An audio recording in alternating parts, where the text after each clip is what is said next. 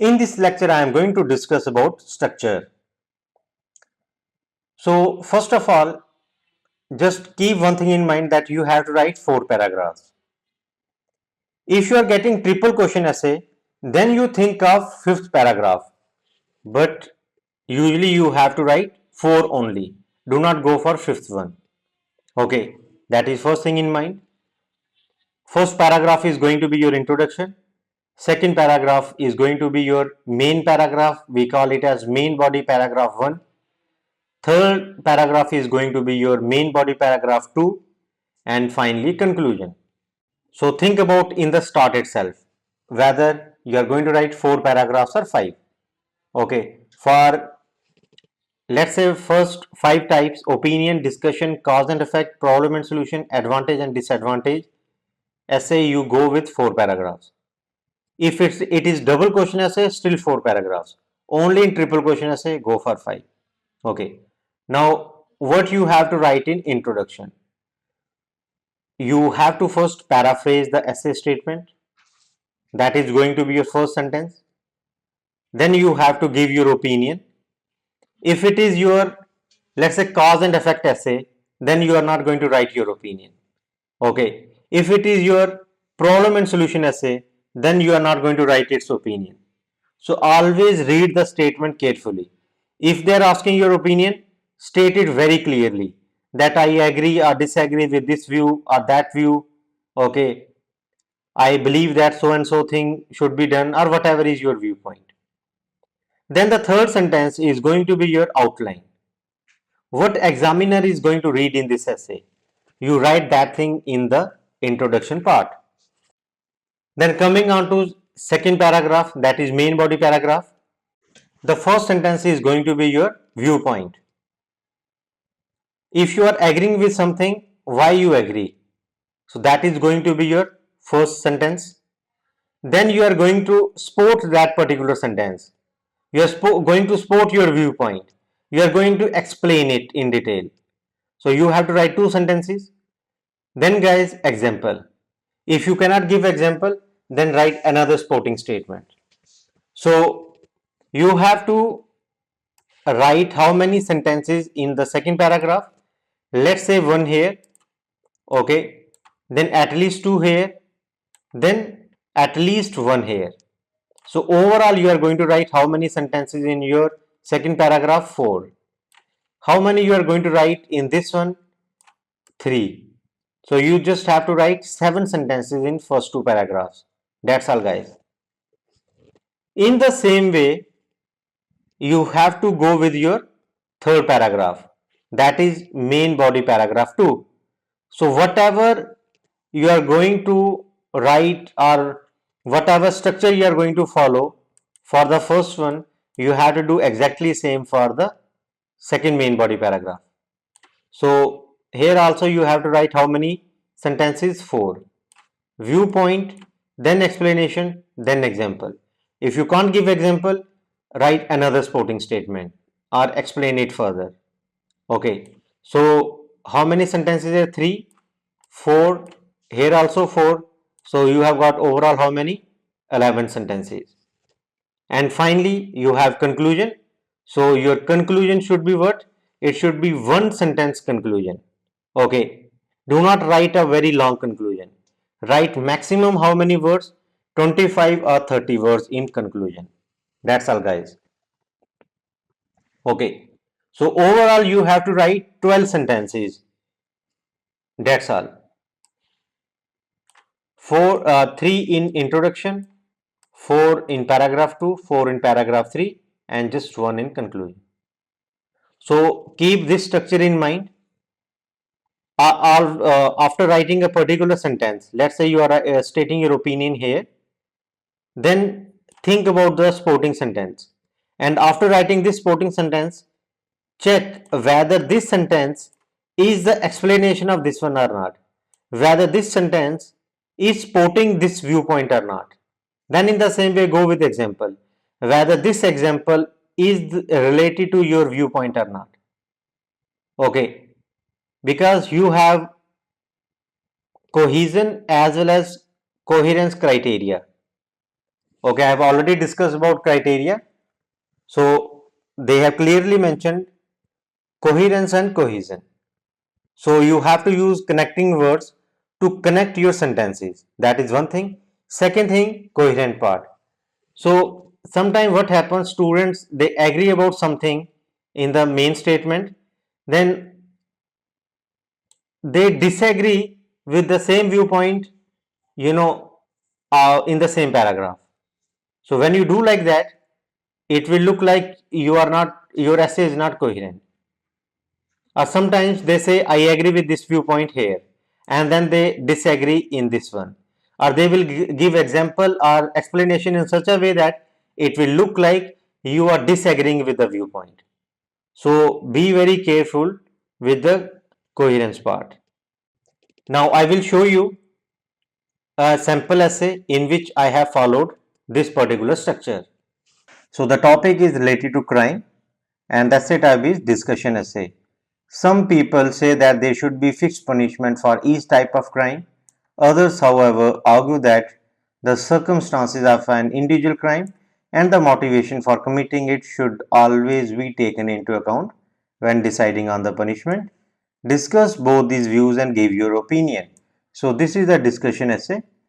Now this is our first paragraph, introduction. This is your paraphrasing statement. Now, some people say that I have just written, some people argued that. You can even say it is often argued that. Even you can do that also. Okay, so this is my paraphrasing statement. Okay, then guys, this is my opinion. Now, instead of writing both the viewpoints, I simply said I disagree with this view. Okay, then I have given my opinion. Well, this is my opinion. Like I do not agree. Then I discuss further about my opinion in the introduction itself. Like severity or the motivation should be kept in mind. So this is my second statement. Well, I won't say like my second statement, but second part of my introduction. So that's all. And while explaining, I told you like you are going to write one or two sentences in paraphrasing, one in your opinion and one in outline. So here I have two. Okay, I can even do this also. I disagree with this view and believe that. I can write like that also. Okay, so overall number of sentences are four. This one is very short, so I can't count it like this is sentence.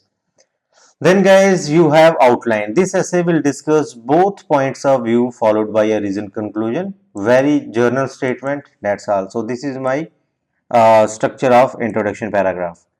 Now here there is little bit change in the second paragraph. So read first statement. Those subscribing to the first view opine that principle of equality and equal protection of law suggests uniformity in punitive measures corresponding to similarity in severity and nature of a crime. This is my a viewpoint, very long one. Okay, because I had to explain a little bit in detail. Okay, principle of equality part and this one uniformity. Okay, these points. So now what I have done is I have justified this particular point, or I have spotted in this way. Instead of writing a sporting statement and giving different example, I have done both things here itself. And if you read this one, you will understand. You will get to know like this is explanation of my this particular viewpoint. Okay, so my example are, I would say this particular sentence is self-explanatory. It is justifying whatever is written in the first sentence. So see the example. For instance, a cold-blooded murder planned in advance or a murder in fit of rage belongs to the same category and must be awarded with the same punishment, say death penalty or lifelong imprisonment. So this is self-explanatory. Okay, in some cases what happens like when your example or your sentence is not self-explanatory or it is not justifying up to that extent, then what we do, we will write one sentence the first sentence is going to be your viewpoint, then explanation, then example. But here I had done, both things, I would say, like in the one sentence itself. Okay. Then comes your third paragraph. Here also I have this particular, this one, your, I would say, main statement. Then here also I have very long example and it is justifying my viewpoint. Just read it. Do not think like I explained something different in your structural part, and now I am not following that structure. No, it's not like that. The basic thing is, if they are asking you to what extent do you agree or disagree, discuss both these views and give your opinion. So I have to justify, okay, whatever I am saying. So to justify it, I have written in this way. Now read this particular one. For example, certain mitigating factors such as a compromised woman killing her blackmailer can be made for a reduction in the severity of a sentence, or certain aggravating factors such as man raping and killing a child should warrant the maximum possible sentence of capital punishment. Now, like if you search on the internet, you will find like to explain this particular thing or to justify their viewpoint, they have written two or three sentences. I have just, written just one complex sentence. So I'm justifying my viewpoint here. Okay, you can't say like I did not discussed or I did not develop my idea. Okay, my idea is developed, it is well spotted, okay, with this example. Okay, so I told you in the start, like there is little bit difference here, that instead of writing two sentences here, I have like combined my sporting sentence and example. Okay, now if you ask me, can I do this thing in other essays? Yes, you can do, but make sure that whatever you are writing in the first sentence, okay, whatever you are writing in the first sentence, whatever is your viewpoint, that should get justified with your explanation or example. That is the underlying thing. Okay, it is very very important to sport our viewpoint. And I'm going to write 6 essays in front of you, okay, in the second section. So there I have followed same structure: statement, sporting statement, then your example. Okay, but sometimes like you get topics like this where you can directly sport your viewpoint. Okay, then I have one sentence conclusion. To conclude, while uniformity and predictability of laws are important, I discuss this point here. Too much rigidity and absence of humanitarian perspective, this point was discussed here. That's all. So this is my conclusion. Now if I count number of sentences, first one, then let's say 2 here, 3, then 4. So 4 sentences in introduction, 1 here, second here. And if you see, these are very long. This one is like 35 words, this one is like 31. So usually students would write like 20 word sentence. So instead of writing two 20-word sentences, I have written just one 35-word sentence. Okay, number of words are not less. Then here also I have one sentence here, and here again I joined two sentences. I discussed mitigating factor also, point here, and aggregating factors also.